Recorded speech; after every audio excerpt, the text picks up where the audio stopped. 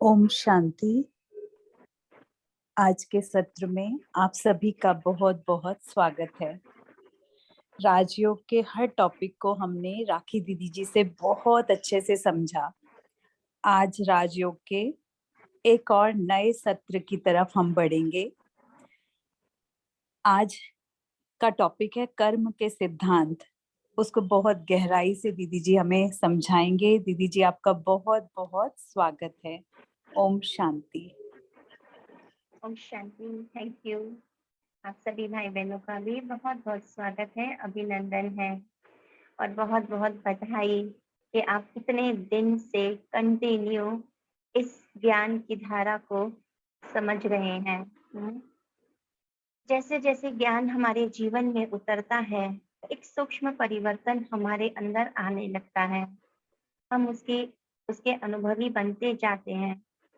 Practical life में भी वो ज्ञान जैसे उतरने लगेगा, आपको दिखने लगेगा कि मैं क्या सोच रही हूँ, मैं क्या कर रही हूँ, कहाँ सही है कहाँ गलत है, वो समझ हमारे जीवन में उतरने लगती है।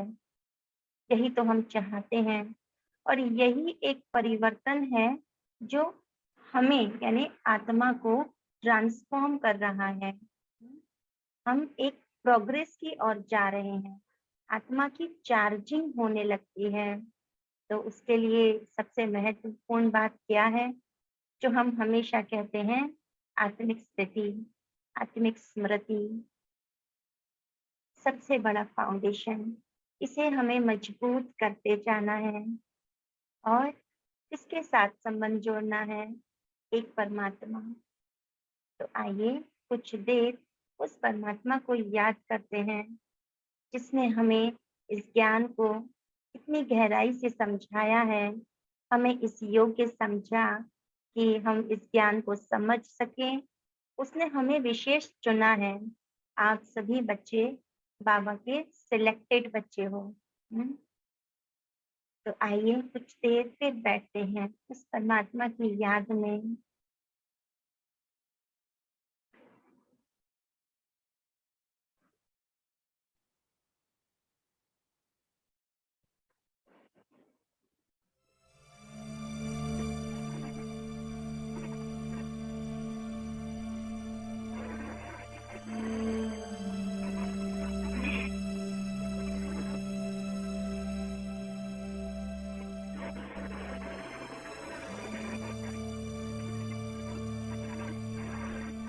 ओम शांति।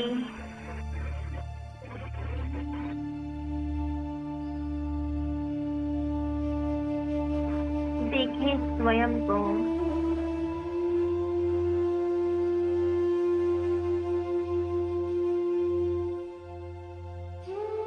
अपने इस जीवन को,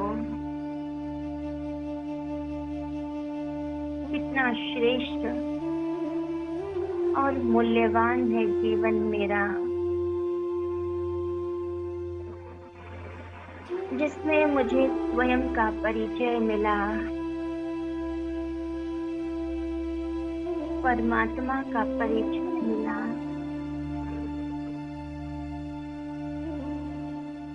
देख रही हूँ मैं स्वयं को मस्तक के मध्य चमकती ज्योति,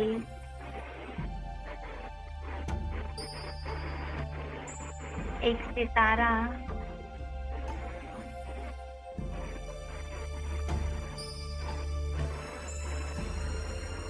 और चलती हूँ अपने परमात्मा के पास, अपने पिता के पास मिलन मनाने।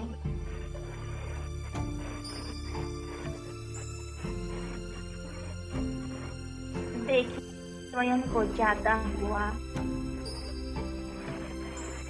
ऊपर आकाश की ओर,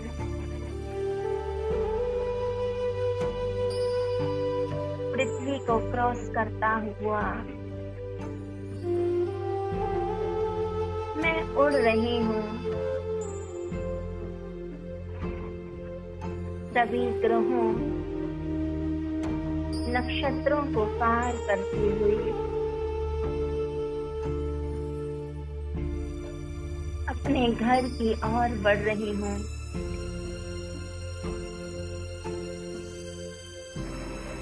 वो घर जहाँ से मैं इस धरा पर आई थी, जहाँ मुझे वापस जाना है,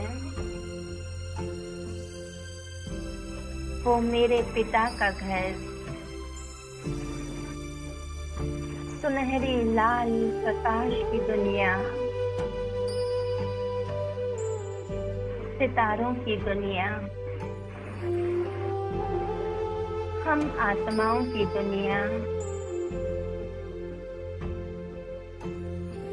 जहाँ सामने है मेरे पिता, मेरे शिव बाबा, जिसकी मैंने कई जन्मों तक भक्ति करी, उन्हें पुकारा। आज वही पिता मुझे मिल गया। उसके प्यार का अनुभव हो रहा है, उसकी शक्ति का अनुभव हो रहा है। उस पिता के साथ मेरा संबंध जुड़ रहा है। वो संबंध जो अविनाशी है, सच्चा है, निस्वार्थ है।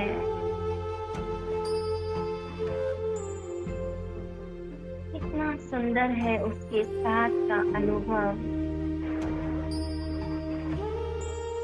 आत्मा और परमात्मा के मिलन का अनुभव।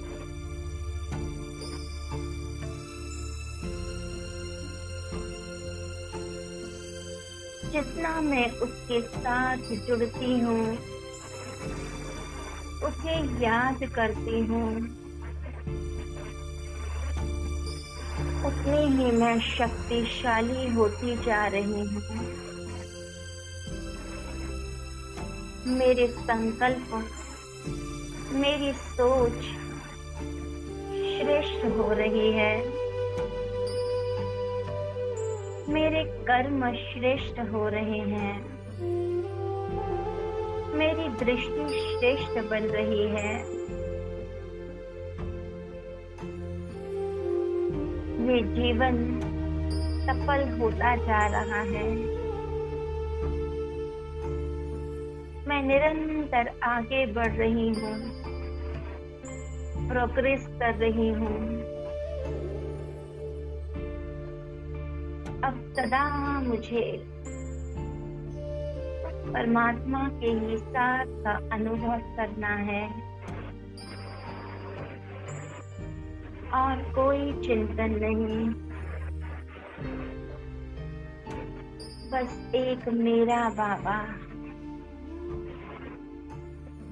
दिल से कहें, मेरा बाबा। ओम शांति शांति।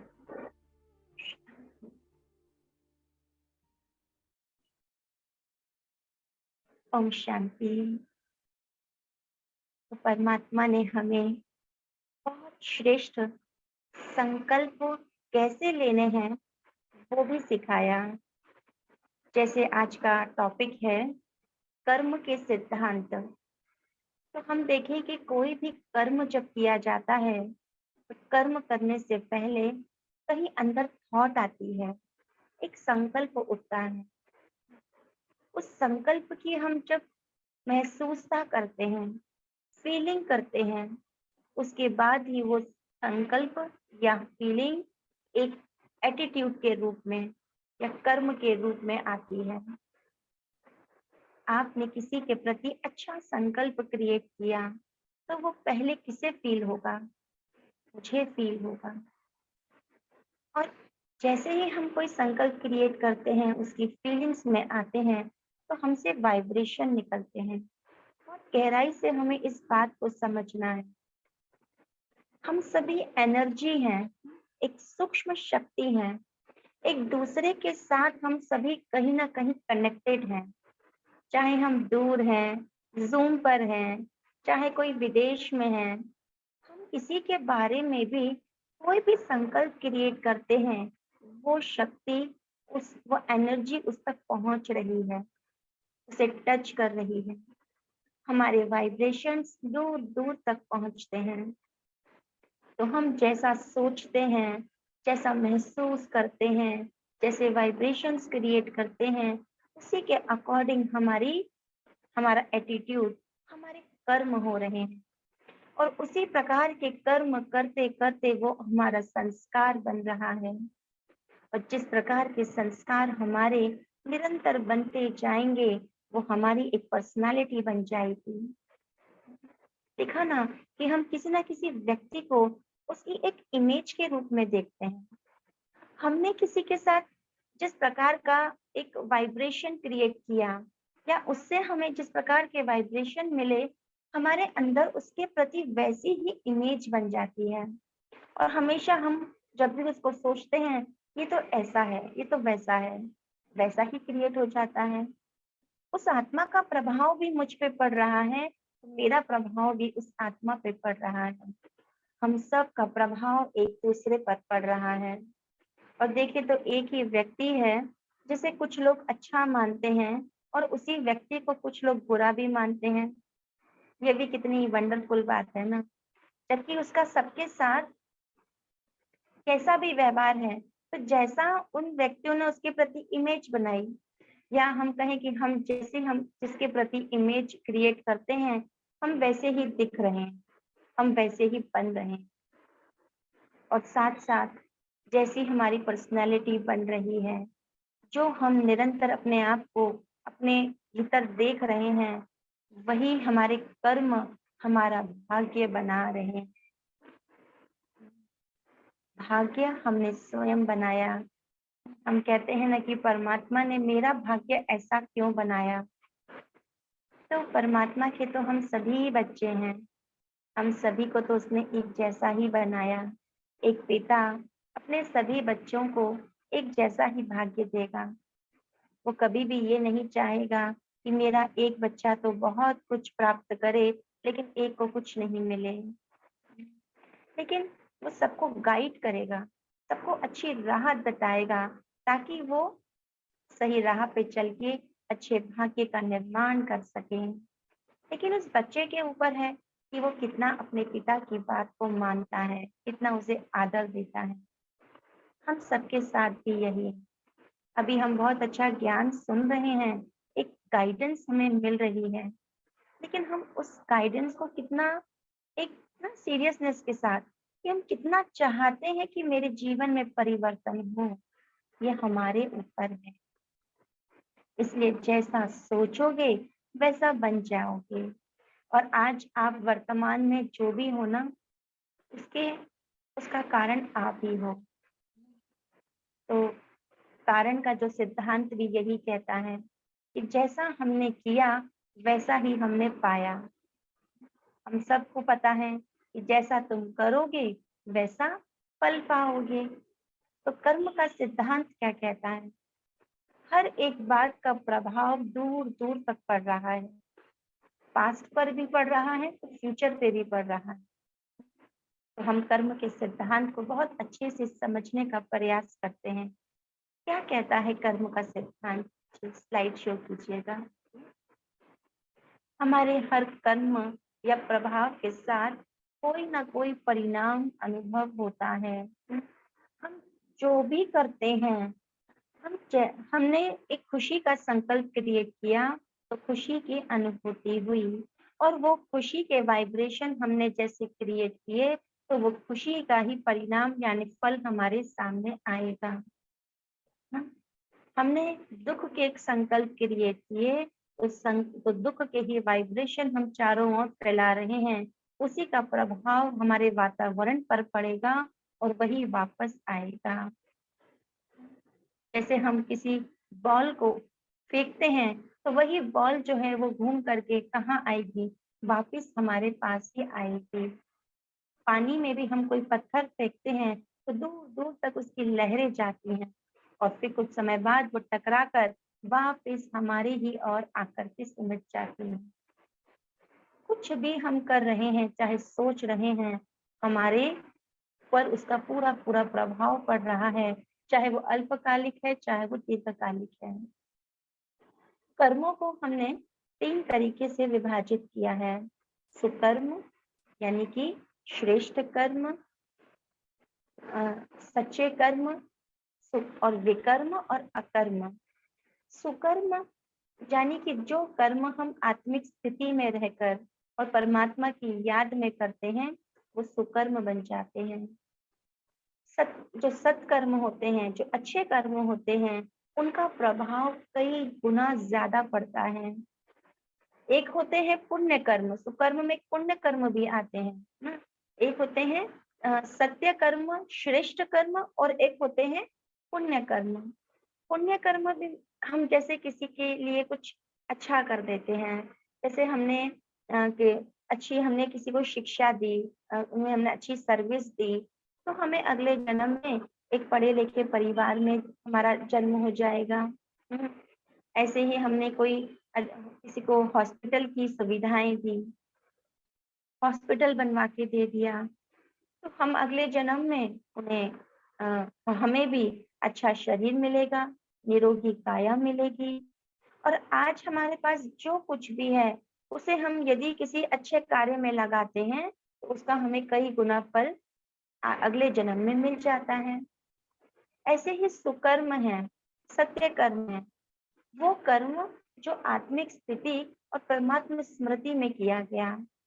इस कर्म की जो प्रारब्ध है, वो कई जन्मों तक होती है और इस स्थिति में रहकर आत्मा की प्रोग्रेस होती है, आत्मा की चार्जिंग होती है।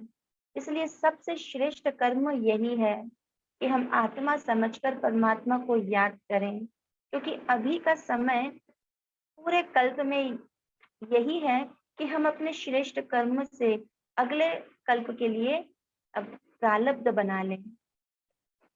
तो हम अभी इसी संगम युग पर रह करके ये सुकर्म कर सकते हैं, और जितना हम ये सुकर्म करते हैं, यानी परमात्मिक स्मृति में रहकर कर्म करते हैं, श्रेष्ठ कर्म करते हैं, तो उसकी प्रारब्ध कई गुना अगले जन्मों तक मिलने वाली है, और वो जमा करने का आधार अभी ये वर्तमान समय है, ये संगम युग है। सुकर्म हम किसी और जन्म में नहीं कर पाएंगे, किसी और युग में नहीं कर पाएंगे, जो संगम युग पर ही कर सकते हैं, क्योंकि संगम युग में ही हमको आत्मा का परिचय है, आत्मिक स्थिति में हम रह सकते हैं और परमात्मा को याद कर सकते हैं उसके सत्य स्वरूप के साथ। ये ज्ञान हमें अभी ही मिलता है। इस ज्ञान की स्मृति हमको न सतयुग में होगी, न हमें द्वापर युग में होगी, न त्रेता युग में होगी। ये स्मृति हमें अभी है कि मैं कौन हूँ, और आत्मिक स्थिति में रहने का अभ्यास अभी परमात्मा हमें करा रहे हैं, ताकि आत्मा की चार्जिंग शुरू हो जाए, उसमें दिव्य गुण भरते जाएं परमात्मा के साथ रहकर। ऐसे ही हम जब सतयुग और त्रेता युग में तो हमारे कर्म अकर्म होते हैं। अकर्म यानी कि अभी हमने श्रेष्ठ कर्म किए, उस श्रेष्ठ कर्म की प्रारब्ध तो हमको सतयुग में हम भोगते हैं, लेकिन उस वहां के कर्म से ना हम सुकर्म करते हैं ना विकर्म करते हैं। तो सिर्फ वो क्या है, अकर्म, जिसका कोई प्रभाव नहीं है। ना हम विकर्म बना रहे हैं, ना हम सुकर्म कर रहे हैं। विकर्म क्या हुए, जो देह भान में किए गए कर्म है, देह भान में जो हम द्वापर युग से करते आए, हम भूल गए थे कि हम आत्मा हैं, तो वो हमारे विकर्म बनते गए।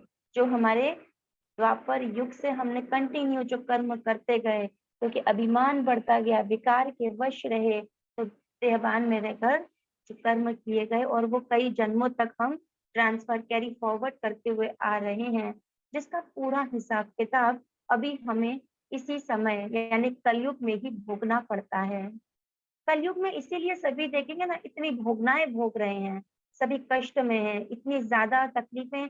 कुछ 50 साल पहले देखे तो इतना कष्ट नहीं था, इतनी बीमारियां नहीं थी जो अब होती जा रहे हैं, इतना डिप्रेशन का नाम तो सुना ही नहीं था, लेकिन अब वो भोगनाए के रूप में आ रहे हैं हमारे सामने। तो देह भान में हमने जो कर्म किए वो हमारे विकर्म बन गए, और अकर्म जो आत्मिक स्थिति में किए गए आवश्यक कर्म। जैसे कि आपने आवश्यक कर्म है, जैसे हम जो सतयुग में करते हैं वो आवश्यक कर्म करते हैं, और आत्मिक स्थिति वहाँ नैच होती है। हमें याद नहीं करना पड़ता कि मैं आत्मा हूँ, ना ज्ञान की हमें जरूरत होती है। वो नेचुरल स्टेज है वहाँ हमारी, क्योंकि फुल आत्मा चार्ज है। अभी जैसे हमने 1 महीना बहुत मेहनत करके सैलरी कमाई, अब हम क्या करेंगे उस सैलरी को, उस जो हमें एक तरह से वो हमारी प्रारब्ध हो गई क्योंकि हमने उसको कमाया। अब अगले महीने उस सैलरी से हमने जो घर के लिए सामान लेकर आए, कपड़े लाए, राशन लाए, तो वो क्या था? उस पैसे को हमने जो यूज़ किया अपने डेली वर्क काम के लिए, तो वो आवश्यक कर्म था। वो कर्म ना सुकर्म था, ना विकर्म था, और वो अकर्म था, जिसका कोई कोई बन नहीं रहा, ना उसका पुण्य खाता बन रहा है, ना सुकर्म बन रहा है, ना विकर्म बन रहा है। ऐसे ही अभी अभी जो संगम युग का समय है या जो कलयुग का समय है, अभी हमने पिछले जन्मों में जो भी कमाई की है, उस कमाई को हम कैसे यूज कर रहे हैं। कुछ लोग दुनिया में ऐसे भी हैं जिनके पास बहुत कुछ, बहुत पैसा है, सारी सुख सुविधाएं हैं, लेकिन उनके कर्म अच्छे नहीं हैं, और हम सोचते हैं कि इन्हें देखो ये कैसे कर्म कर रहे हैं, और फिर भी इनके पास सब कुछ है, सारी सुविधाएं हैं, ये खुश रहते हैं। उधर देखिए तो कोई व्यक्ति ऐसा है जो बहुत मेहनत करता है, मेहनत है करता है, ईमानदार है, दूसरों की सेवा भी करता है, उसके कर्म बहुत अच्छे हैं, लेकिन फिर भी देखें तो उसके पास कुछ भी नहीं है।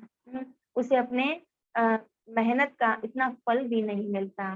तो ऐसा क्यों होता है? तो देखा जाए तो, लेकिन इस बात को हमें निश्चय करना है कि आज हमारे पास जो कुछ भी है वो हमारे पिछले जन्मों के कर्म का ही परिणाम है। उसके जिम्मेवार हम स्वयं हैं। आगे कीजिएगा। तो कर्म का नियम बताता है कि आपका जो हर कर्म का लेखा जोखा होता है। आपने पिछले जन्मों में कैसे भी कर्म किए हैं, उन सब का लेखा जोखा है। इस समय हमें वही सामने लेकर आता है जो हमने किया है। उसका ब्लेम हम किसी व्यक्ति को नहीं दे सकते, ना भगवान को दे सकते हैं। मेरे हर कर्म का जो हिसाब किताब है वो पूरा एक्यूरेट समय अपने अनुसार हमारे सामने लेकर ही आता है। इसी प्रकार मेरा भूतकाल मेरे वर्तमान को प्रभावित करता है। मैंने पिछले जन्मों में जो कर्म किए वही मेरे सामने वर्तमान के रूप में आ जाते हैं। जैसे एक स्टोरी के द्वारा हम समझने का प्रयास करते हैं। दो दोस्त थे जो एक अंधेरी रात में जा रहे थे। एक एक दोस्त के पैर के नीचे एक पर्स आ जाता है, और वो पर्स को उठाता है और देखता है उसके अंदर 1000 रुपए हैं। दूसरा दोस्त कहता है, अरे ये किसी का पर्स गिर गया है, चलो हम इसे पुलिस को दे देते हैं। ये वो व्यक्ति जिसका ये पर्स होगा वो परेशान हो रहा होगा, उसकी पता नहीं कितनी मेहनत की कमाई होगी, हम उसे वापस लौटा देते हैं। दूसरा जिसके हाथ में पर्स आया वो कहता नहीं, ये देखो मेरे हाथ में आया ना, इसका मतलब ये है कि इसे मुझे मिलना ही था। ये मुझे ही मेरे ही भाग्य में ये पैसा आना था, इसीलिए ये मुझे मिला है ना? क्यों हम किसी को दें? यदि ये हमारा नहीं होता तो हम इसको हमारे पास क्यों आता? वो दूसरा व्यक्ति कहता नहीं, इस पे हमारा अधिकार नहीं है, इसे हमने नहीं कमाया है, ये किसी का भूल से गिर गया है, इसे हमें वापस कर देना चाहिए। लेकिन जिसके हाथ में पर्स आता है वो कहता नहीं, इसे तो मैं रख लेता हूँ, ये तो मेरे ही भाग्य का है, तो वो उसे अपनी जेब में रख लेता है। कुछ देर बाद वो आगे जाते हैं। जब वो आगे जाते हैं तो फिर जो जो व्यक्ति, जो दोस्त उसका कहता है ना कि ये पर्स हमें वापस कर देना चाहिए, पुलिस को दे देना चाहिए, तो उसके पैर के नीचे एक कांटा चुभ जाता है। और वो बहुत जोर से चिल्लाता भी है, थोड़ा खून भी बहने लगता है। अब जो उसका मित्र था वो कहता है, देखो भाई, तुम कितने ईमानदार हो, तुम कितनी अच्छी बातें करते हो, और देखो ना तुम्हारे साथ क्या हुआ, तुम्हें तो तुम्हारे पैरों में ये कांटा लग गया।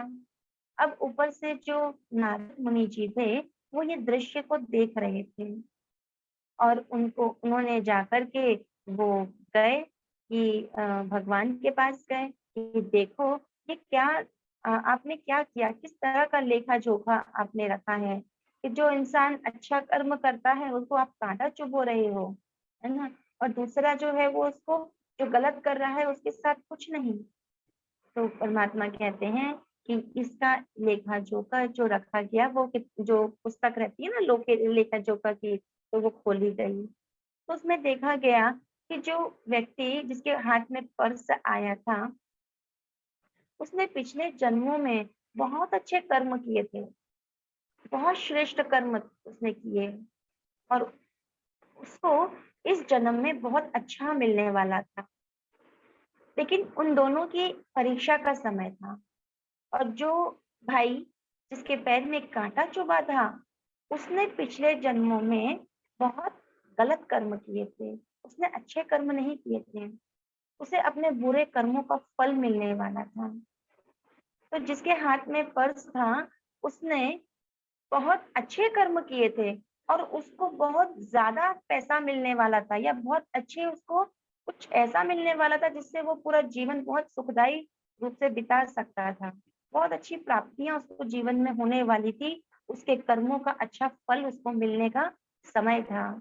लेकिन वो उनकी परीक्षा का समय आया था, जो पर्स के रूप में वो परीक्षा ली गई। देखा गया कि उसने उस 1000 रुपए को ही जो है अपना फल मान लिया, और वो 1000 रुपए से ही संतुष्ट हो गया। उसने दूसरे के पैसे को अपना मान लिया, तो उसका जो पिछले जन्मों का अच्छा कर्म था वो कम हो गया।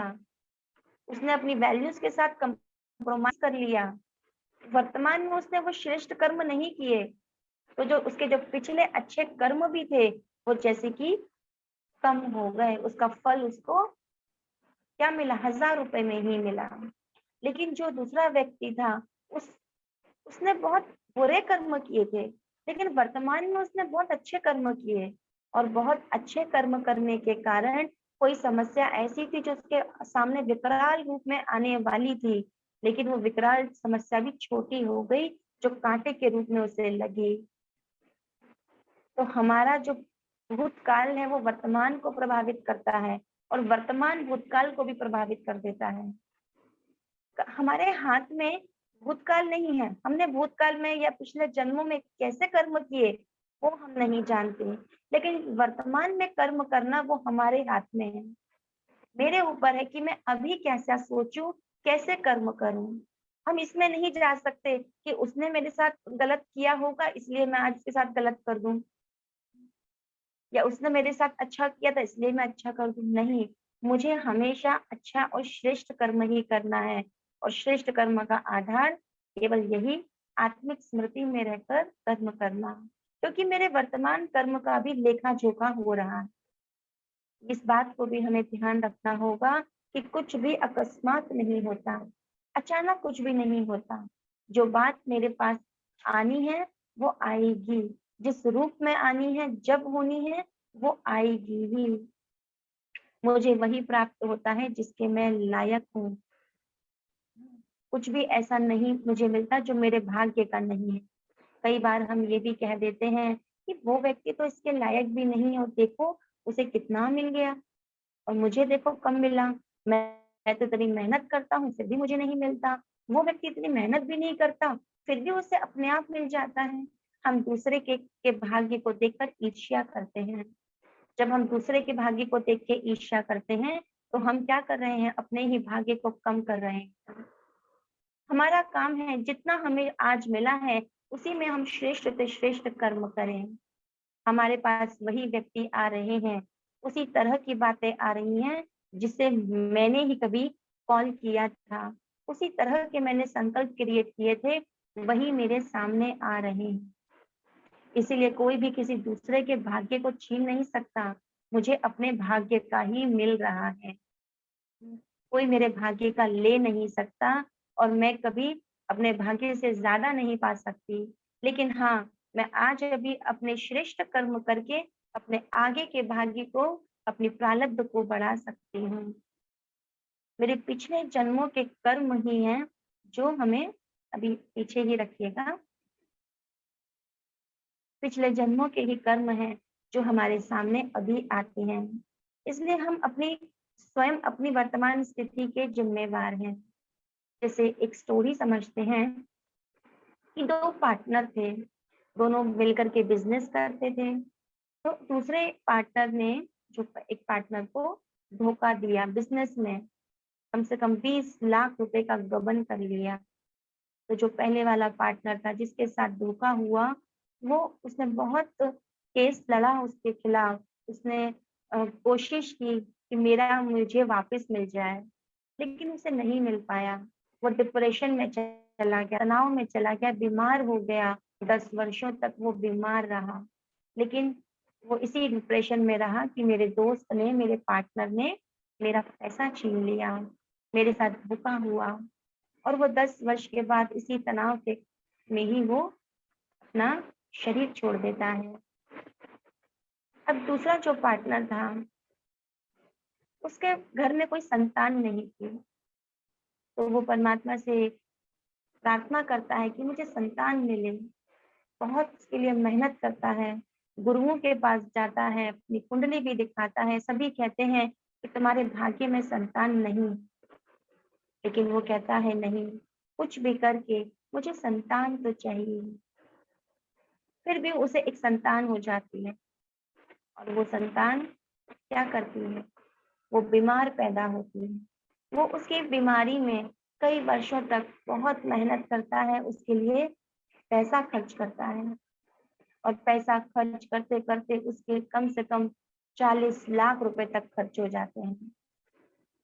लेकिन वो बच्चे को 10 वर्ष की आयु तक उसकी संभाल करता है, उसकी केयर करता है, उसे ठीक करने का बहुत प्रयास करता है, लेकिन नहीं कर पाता और 10 वर्ष के बाद वो बच्चा जो है शरीर छोड़ रहा होता है और वो भगवान से कहता है, मेरे साथ ही ऐसा क्यों हुआ? तभी वो बच्चा बताता है कि मैं वही हूँ, तुम्हारा पार्टनर, जिसके साथ तुमने धोखा किया था। जितने पैसों का तुमने गबन किया था, आज मैंने उसको ब्याज और सूद समेत वसूल कर लिया, जो तुमने मेरी बीमारी में खर्चा किया था। और वो बच्चा भी शरीर छोड़ देता है। तो 10 वर्ष तक वो उस तकलीफ में भी रहा और बच्चे को भी वो नहीं प्राप्त कर, उसका सुख भी नहीं ले पाया। तो हम अपने वर्तमान स्थिति के जिम्मेवार हैं, कहीं न कहीं हमारा ही कोई कर्म है। तो हम इस बात को हमेशा ध्यान रखें। लेकिन हम ये अब हमारे हाथ में क्या है? हमारे हाथ में है कि मैं वर्तमान में क्या करूँ, कैसा सोचूँ, क्या। तो अभी जो आत्मा का हम अभ्यास इतना ज़ोर लगा के क्यों करते हैं? क्योंकि जितना हम बॉडी कॉन्शियस में रहते हैं, हमारे पुराने हिसाब-किताब हमें खींचते हैं, हम भोगनाओं में चले जाते हैं। और जैसे ही हम आत्मिक स्मृति में आते हैं, तो वो भावनाएँ हल्की होती जाती हैं और हमारे अंदर वो श्रेष्ठ कर्म और जो संस्कार हैं, श्रेष्ठ संस्कार हैं, वो ऊपर आने लगते हैं।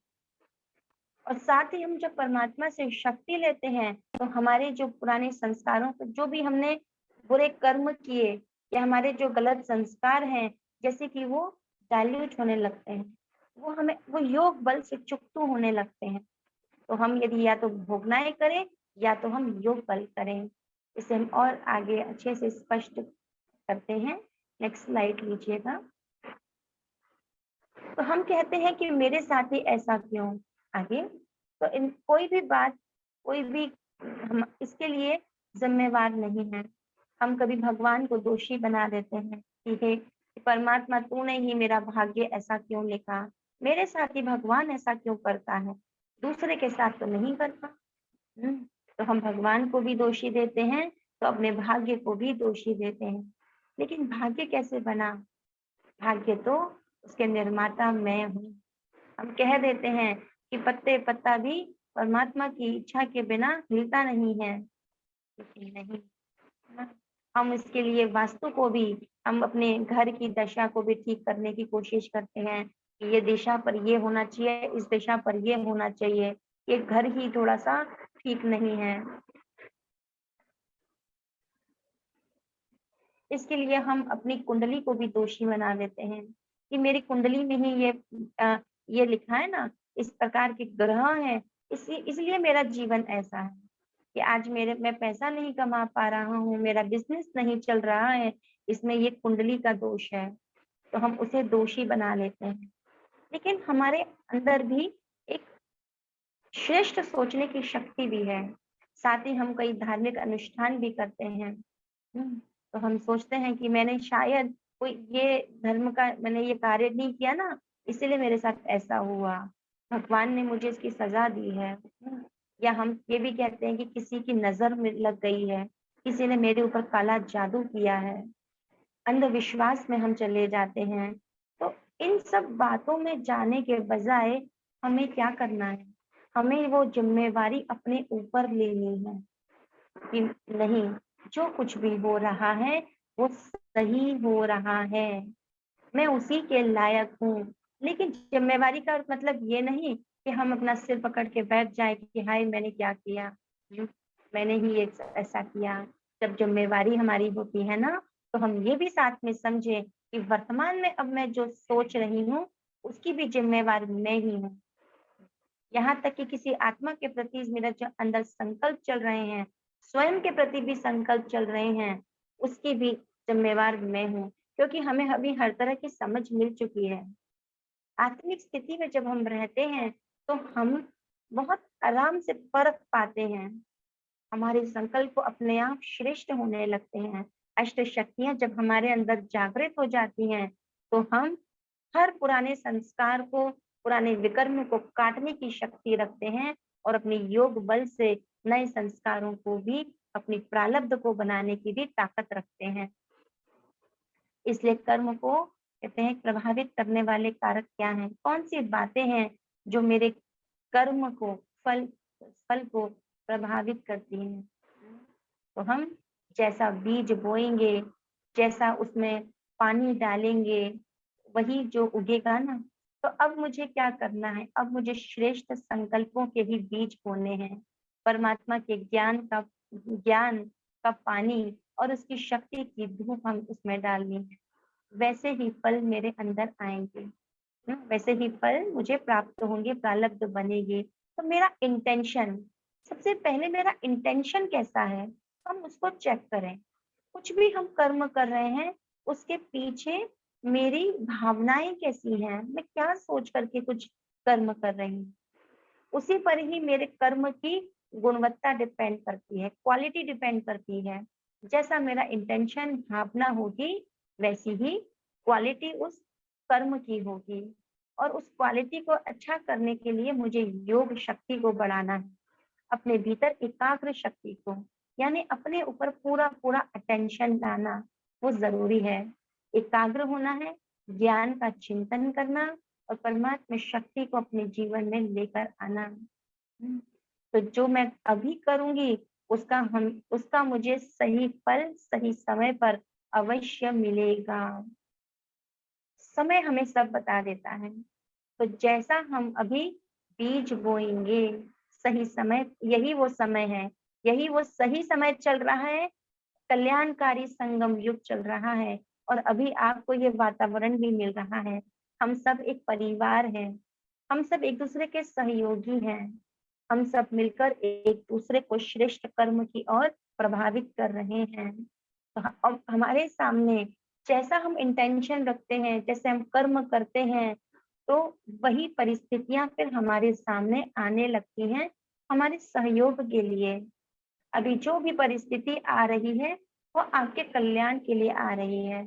चाहे हमें दिख रहा है कि परिस्थिति अच्छी नहीं है, बाहर से दिख रहा है, लेकिन वो परिस्थिति मुझे क्या सिखाना चाहती है। फिर उस परिस्थिति के अकॉर्डिंग फिर मैं अपना अच्छा इंटेंशन क्रिएट करूँ, फिर से मैं अच्छे कर्म करती जाऊँ। जैसा मेरा श्रेष्ठ कर्म होता जाएगा, तो सही समय आने पर मुझे वही मिलेगा। और वही हम अपने अभी वायुमंडल को बना रहे हैं। नेक्स्ट स्लाइड कीजिएगा। तो परमात्मा हमें क्या क्या सिखाते हैं? तो प्रयास नहीं तो प्राप्ति नहीं। तो हमें प्रयास तो हर समय करना ही है, हर समय। अब जैसे हम सिंपल है, आत्मिक स्थिति का अभ्यास कर रहे हैं, कोशिश तो कर रहे हैं, और ये समय ऐसा है जिसमें हम थोड़ी सी भी कोशिश करते हैं ना, उसका फल कई गुना ज्यादा मिलता है। इसलिए कोशिश हमें करते रहना है, कभी भी हमें रुकना नहीं है, बैठना नहीं है, चलते रहना है। और आपको तो इतना अच्छा माध्यम मिल गया, चाहे वो ग्रुप के थ्रू, चाहे आप आगे सेवा केंद्र पर जाएंगे, आपको प्रयास करने के लिए बहुत अच्छा वातावरण मिल जाएगा। और उतनी ही आप प्राप्तियों को भी इसी जीवन में, ये जीवन भी आपका बहुत, जैसे वो प्रत्यक्ष फल की प्राप्ति आपको तुरंत अभी होने लगेगी। ये श्रेष्ठ जीवन, ये ब्राह्मण जीवन का ये एक वरदान है हम सभी को। फिर कहते हैं बीती सो बीती, जो बिंदी लगाओ। हम पुरानी बातों को नहीं सोचें। यदि हम पुरानी बातों को सोच कर बैठते हैं तो वर्तमान प्रभावित होता है, और फिर वर्तमान में हम श्रेष्ठ कर्म नहीं कर पाते।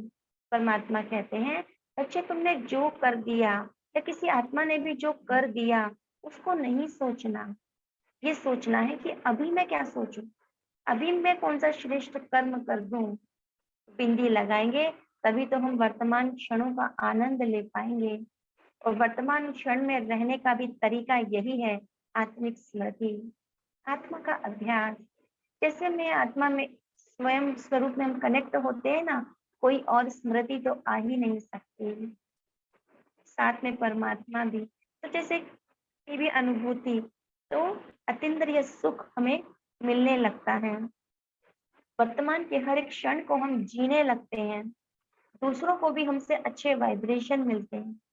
तो अभी यही वो समय है कि भविष्य बनाने का समय अभी हमारे हाथ में है।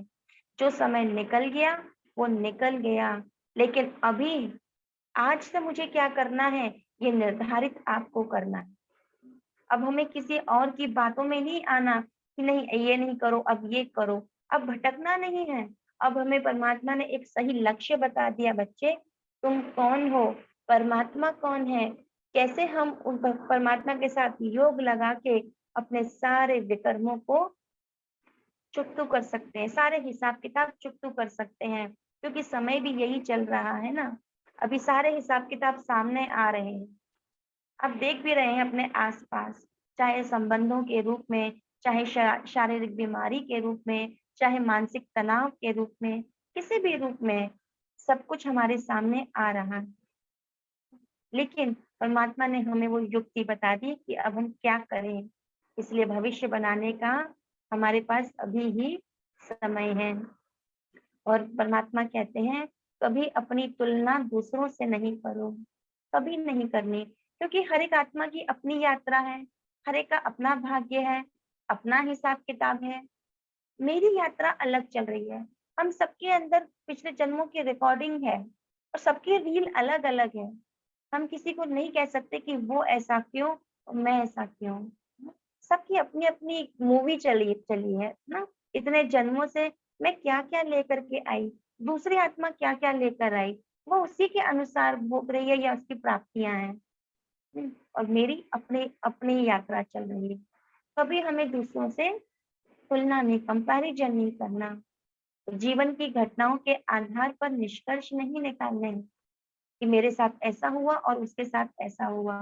कभी ये निष्कर्ष नहीं निकालने। जैसे कि हम एग्जाम्पल देखें कि एक बार जैसे हम एक कर्म लेते हैं मांस का, है ना। कहते हैं कि मांस तो खाना अच्छा नहीं है।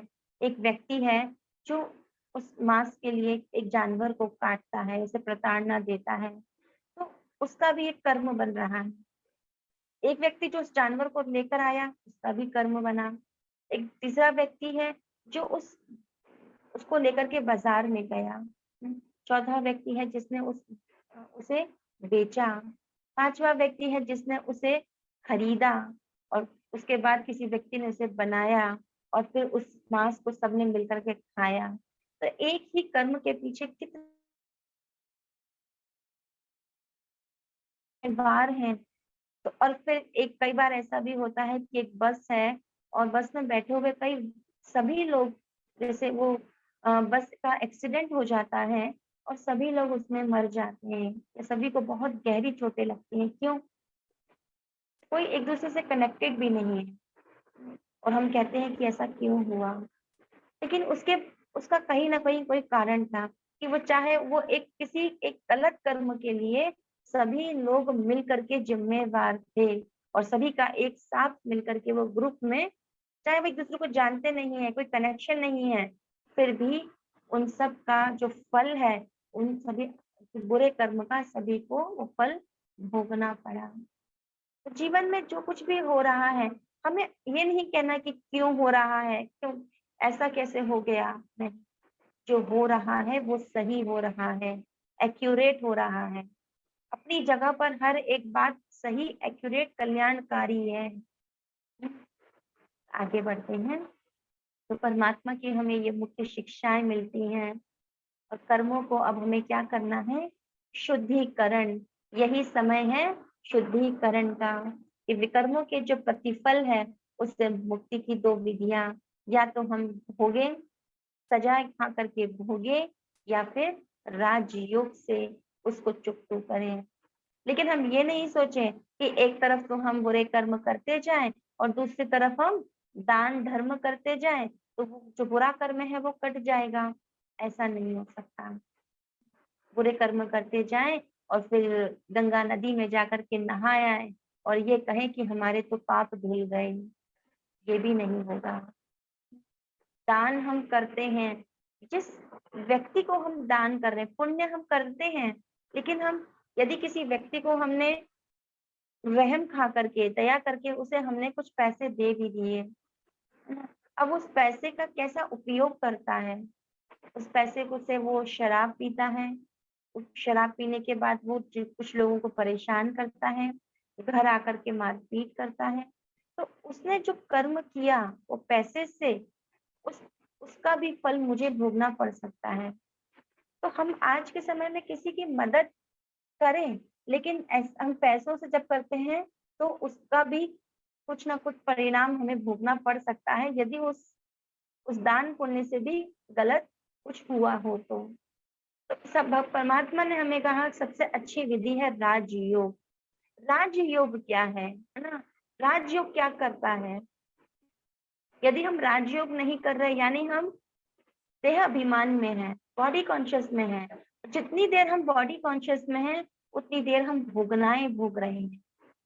आप देखेंगे, आप शरीर के भान में हो, आप अंदर आत्मिक स्मृति नहीं है, तो क्या हो रहा है? कुछ ना कुछ अंदर टेंशन चल रही है, क्या होगा, कैसे होगा, उसने ऐसा क्यों किया? पर चिंतन चल रहा है। आप अंदर ही अंदर दुखी हो रहे हो। वर्तमान की वो परिस्थिति भी वैसी नहीं है, फिर भी आप दुःख की अनुभूति कर रहे हो। क्यों कर रहे हो? कुछ हो भी नहीं रहा, कहीं न कहीं अंदर भोगनाएँ भोग रहे हो। लेकिन जैसे ही आपको ये ज्ञान मिला, मैं आत या तो आप देह भान में होंगे या आप आत्मिक भान में होंगे, दोनों में से एक ही स्थिति हो सकती है। जब आप आत्मिक भान में होते हो, तो देह भान जो है वो नीचे हो जाता है। उसका असर धीरे-धीरे आप देखोगे कम होगा। अभी करके देखें, अनुभव करके देखें, क्योंकि ये अनुभव की ही बात है कि आप आत्मिक स्मृति में हो। जब आप आत्मा का की स्थिति में हो, क्या आपके अंदर कोई परचिंतन चल रहा है? जब आप आत्मिक स्थिति में हो, क्या कोई नेगेटिव थॉट आ रही है? क्या कोई दुःख की अनुभूति हो रही है? जैसे ही हम आत्मिक भान में रहते हैं, तो आत्मा के जो मूल संस्कार हैं, आत्मा की जो क्वालिटीज़ हैं, हम उसे अनुभव करने लगते हैं। वो लेयर ऊपर आने लगती है। लेकिन साथ-साथ आप देखोगे, जैसे-जैसे आप आत्मा का अभ्यास करोगे ना, तो आपके जो पुराने संस्कार और विकर्म हैं, उनकी लेयर भी ऊपर आएगी। आप कहोगे ये कैसे? ये कैसे? क्योंकि आप उन्हें चुप भी कर रहे हो, वो भी डाइल्यूट हो रही हैं। हुँ। जैसे कोई हमने कोई ड्रॉवर है, हमने बहुत समय से साफ नहीं की, भरते गए, आज मुझे ध्यान आया कि आज मैं इसको साफ करूँ। तो जबनों से साफ करूंगी तो अंदर का किचड़ा भी बाहर निकलेगा, वो सारी गंदगी आएगी, फिर वो ड्रॉर साफ हो जाएगी। लेकिन कई बार हम कहते हैं कि मैं योग तो करती हूँ लेकिन मुझे भारी भी लगता है।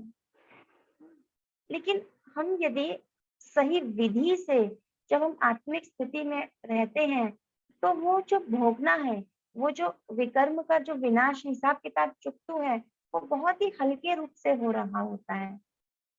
और उससे कई गुना ज्यादा हम स्वमान का अभ्यास करते जाएं।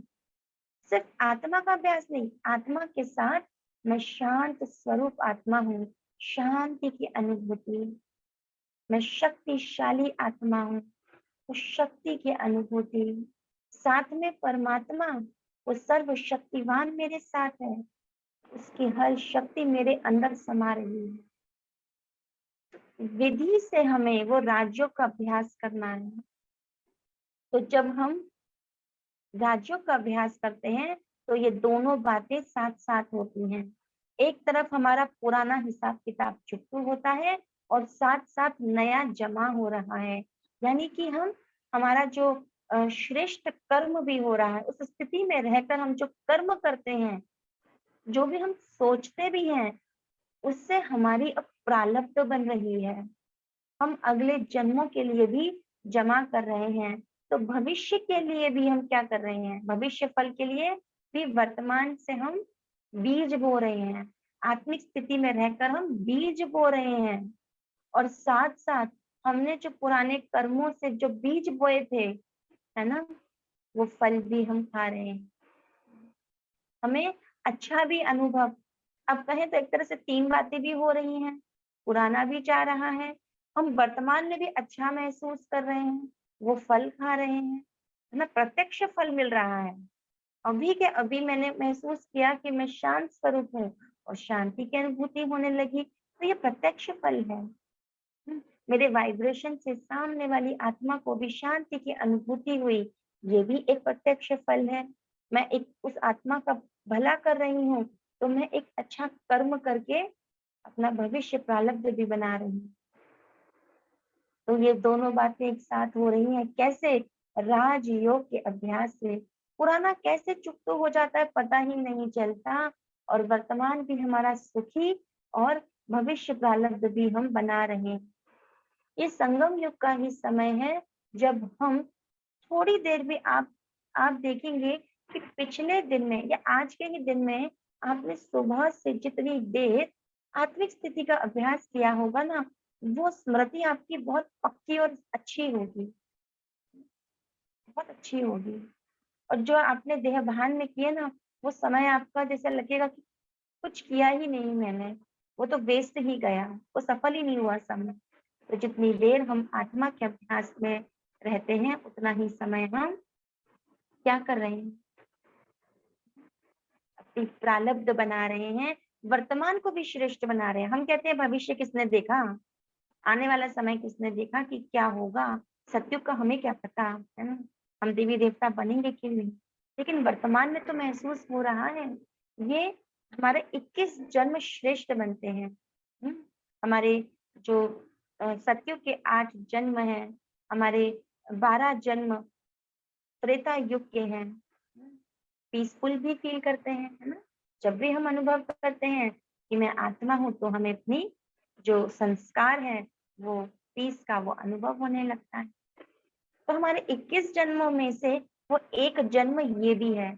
जैसे ही आपने इस ब्राह्मण जीवन में प्रवेश किया, इस ज्ञान को यूज करना शुरू किया, तो आपका जीवन, ये जीवन भी श्रेष्ठ बन रहा है।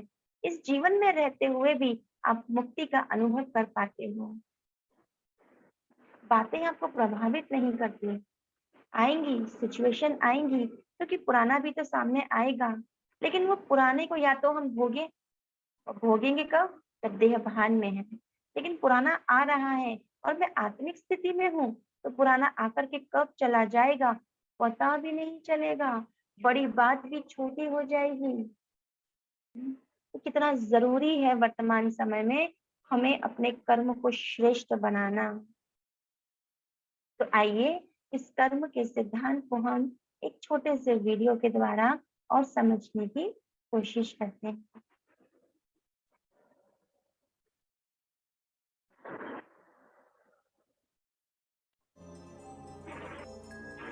आत्मा अपने भौतिक देह के माध्यम से अनेकानेक कर्म करती है, जैसे सकारात्मक, नकारात्मक, उपयोगी, आवश्यक, व्यर्थ और साधारण।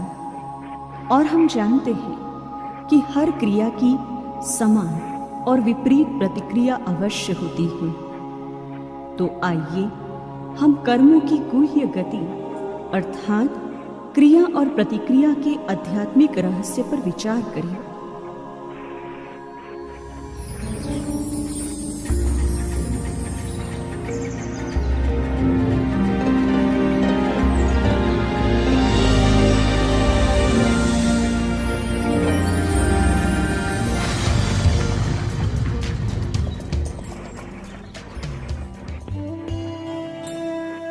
आज की विचारधारा के अनुसार मनुष्य अपने दुर्भाग्य का दोषारोपण दूसरे पर करता है।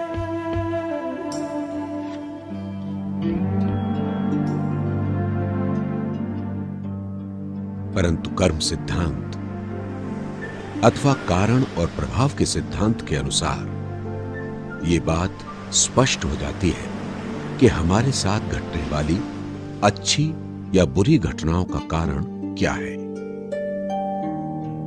तथा अपने जीवन को श्रेष्ठ और निर्विघ्न बनाने के लिए हम क्या कर सकते हैं। न्यूटन का तीसरा सिद्धांत यह कहता है कि हर क्रिया की समान और विपरीत प्रतिक्रिया होती है। क्राइस्ट ने भी यही कहा है कि हम जो बोते हैं वही काटते हैं।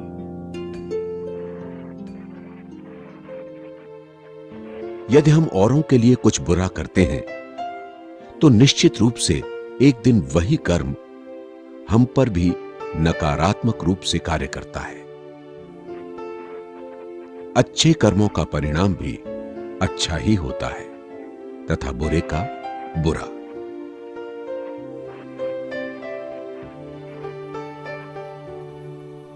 कर्म सिद्धांत को पूर्ण रूपेण समझने के लिए हमें पुनर्जन्म के सिद्धांत को समझना भी अति आवश्यक है।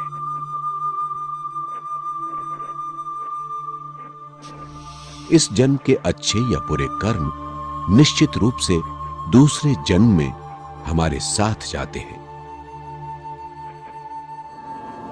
वास्तव में हमारे साथ जो कुछ भी हो रहा है वो हमारे ही अतीत के कर्मों का फल है। यदि हमें कारण और प्रभाव के सिद्धांत का बोध हो जाए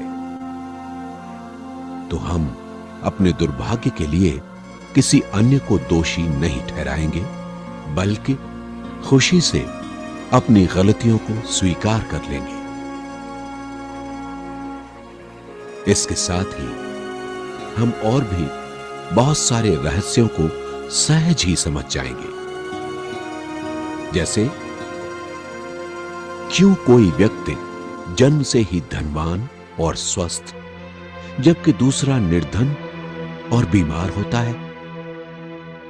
कर्म सिद्धांत का ज्ञान हमें हमारे अतीत के कर्म खाते को चुकता करने में मदद करता है तथा भविष्य के लिए श्रेष्ठ कर्म करने की सबल प्रेरणा देता है। अब हम जो भी करेंगे वो ही हमें भविष्य में प्राप्त होगा।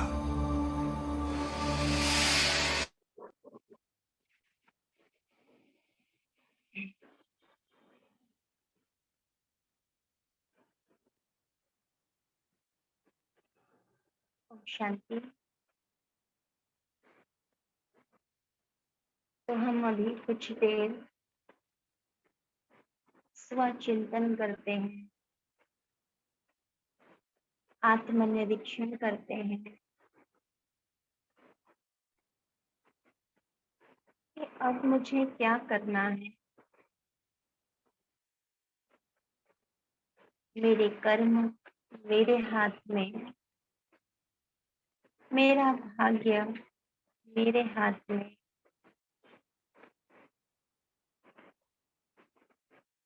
मुझे समझ मिली है कि मैं एक आत्मा हूँ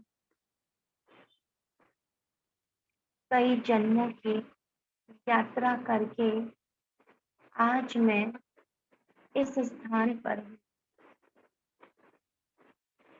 मैंने पिछले जो भी कर्म किए उसके जिम्मेवार मैं स्वयं हूँ और अब मुझे जो करना है उसकी भी जिम्मेवार मैं स्वयं हूँ।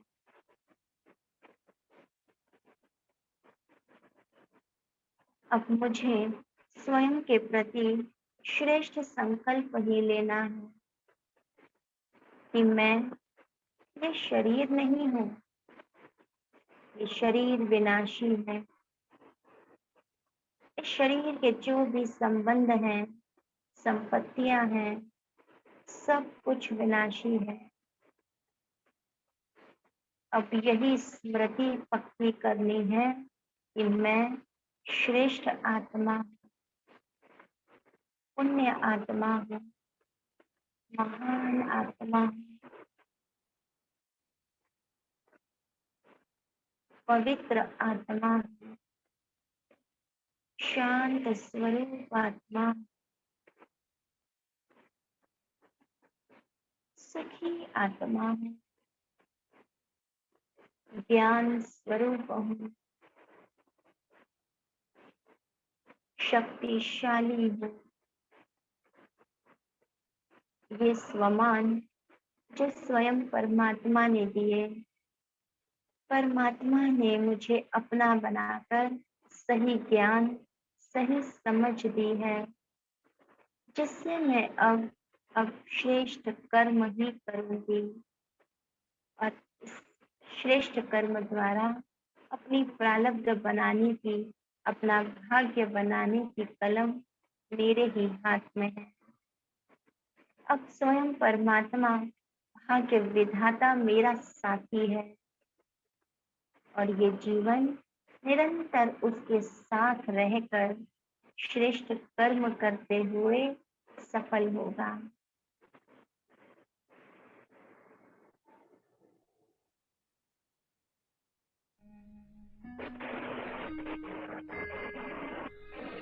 कर्म करो ऐसे भाई तुम, पड़े न फिर पछताना,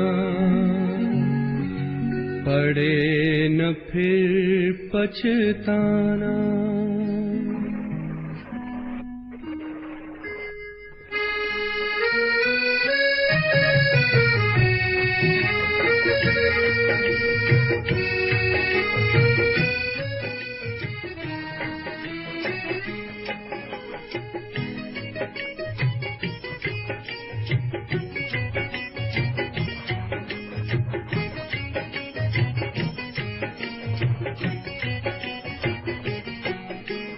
कर्म करो ऐसे भाई तुम, पड़े न फिर पछताना, पड़े न फिर पछताना। कर्म करो ऐसे भाई तुम, पड़े न फिर पछताना, पड़े न फिर पछताना। एक दिन तो धर्मराज को पड़ेगा मुख दिखलाना, पड़ेगा मुख दिखलाना। एक दिन तो धर्मराज को पड़ेगा मुख दिखलाना, पड़ेगा मुख दिखलाना। कर्म करो ऐसे भाई तुम, पड़े न फिर पछताना, पड़े न फिर पछताना। कर्म करो ऐसे कर्म करो, कर्म करो ऐसे कर्म करो।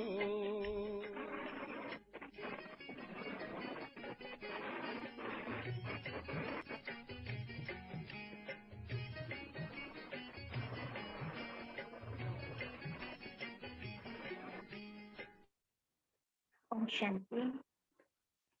तो हमने ये 7 दिन पूरी तरह से परमात्मा के दिए ज्ञान को समझने का प्रयास किया। अभी ये यात्रा और आगे चलनी है। ये कहे कि ये भी तो शुरुआत है। हम सभी को निरंतर परमात्मा के साथ का अनुभव करना है। और ये जितना भी ज्ञान है, जैसे कहा ना कि परमात्मा ने दिया, कैसे दिया? दादा लेखराज जी, जिनका नाम परमात्मा ने ब्रह्मा बाबा दिया, उनके मुखारविंद से ये परमात्मा ने ज्ञान दिया, उन्हें माध्यम बनाया।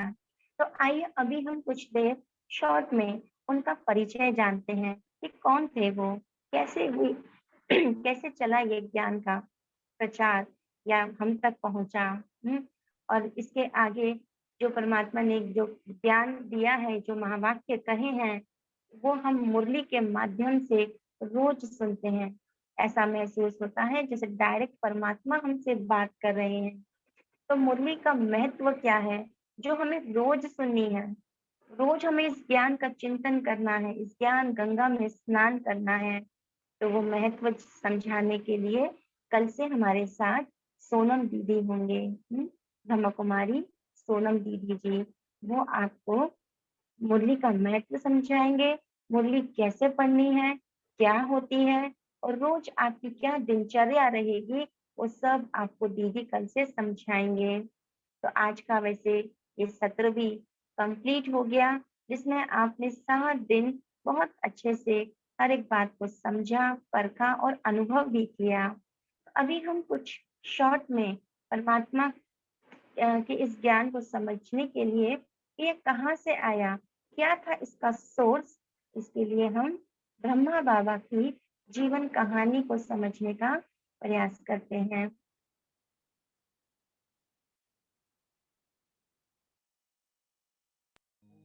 आध्यात्मिक क्रांति वाले लोग थे, उन्होंने भी इस ज्ञान को स्वीकार किया।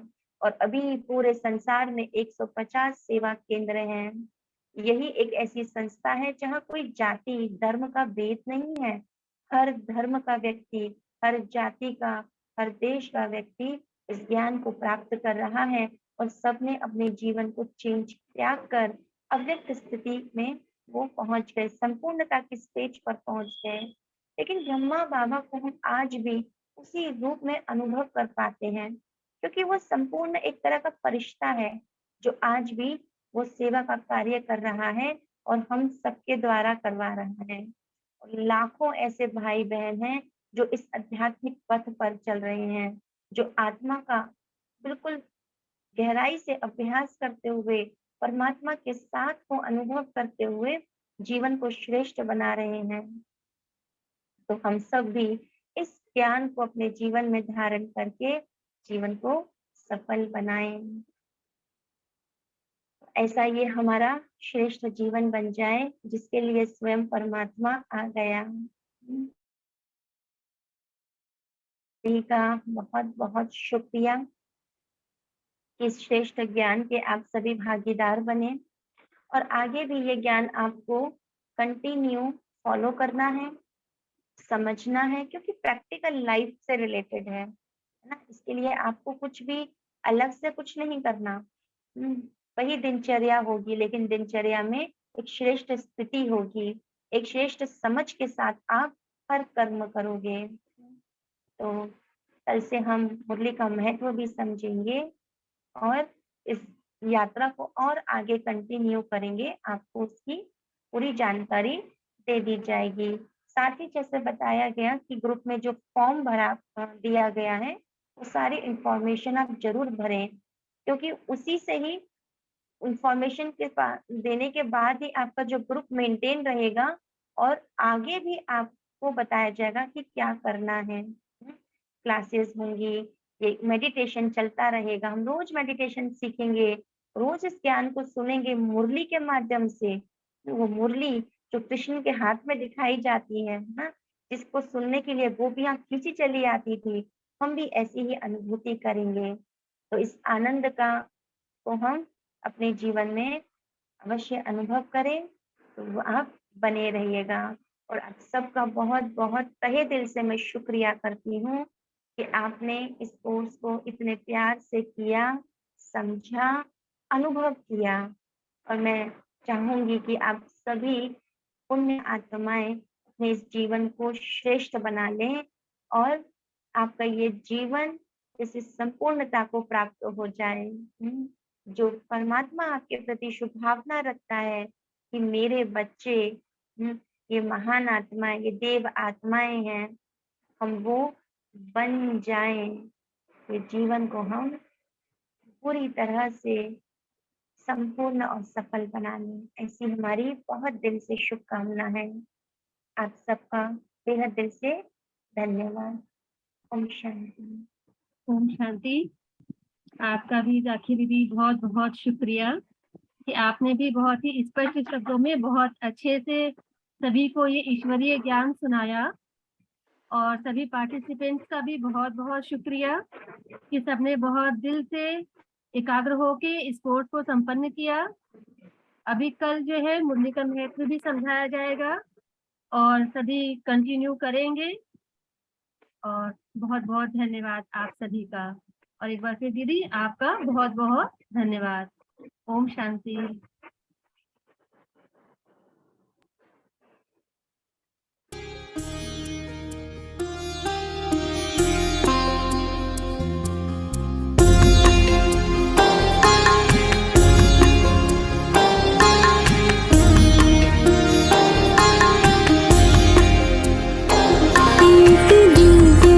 कहानी सुनाए ब्रह्मा बाबा थे कौन बताए।